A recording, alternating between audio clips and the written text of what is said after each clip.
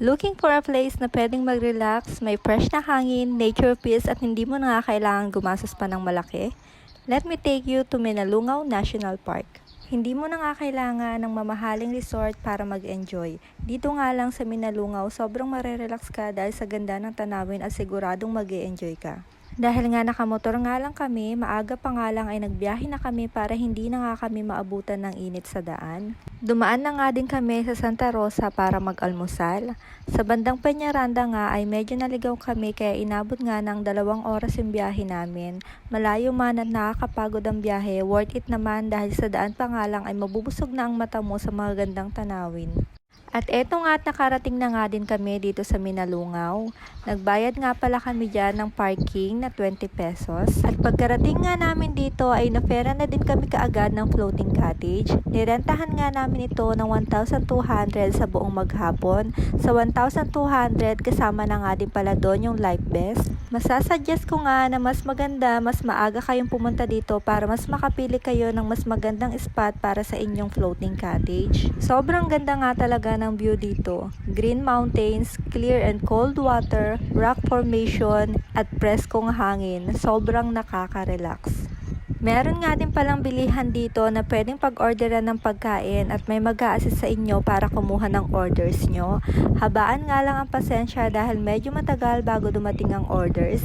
Kaya mas maganda nga kung magdadala na lang kayo ng pagkain at magbabaon ng madaming tubig. Pwedeng nga din pala ditong magluto.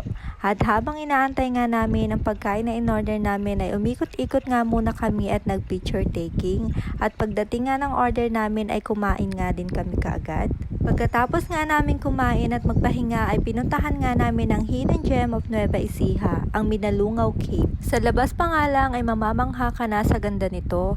Sa loob nga nito ay malamig at madilim kaya importanteng magdala kayo ng cellphone at flashlight sa loob. Konting ingat nga lang din dahil may mga parte nga dito na madulas ang daanan. Ang kagandahan pa nga dito ay may sasama sa inyo na staff at magtutur sa inyo sa loob ng cave. Kung nagbabalak ka nga pumunta dito sa Minalungaw ay huwag mong palagpasin yung pagkakataon na makapasok sa loob ng cave dahil kakaibang bonding experience nga ito. Meron nga din pala ditong napakagandang hanging bridge. Makikita mo yung emerald green na tubig sa baba, surrounded by rock formations at mga puno. May part nga din dito na pwede kang mag-cliff jumping at magpaagos sa tubig na parang bata.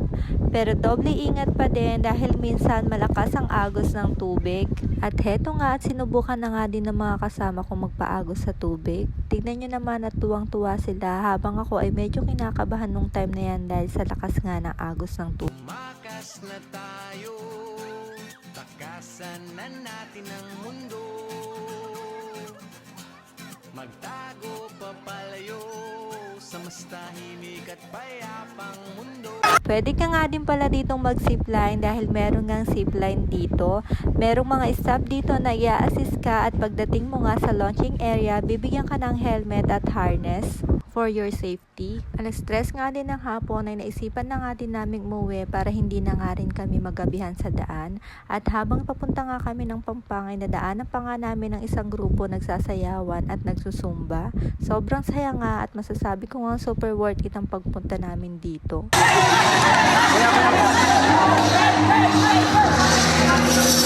Magsusumbata sila. Sumba yan o, sumba. Sumba.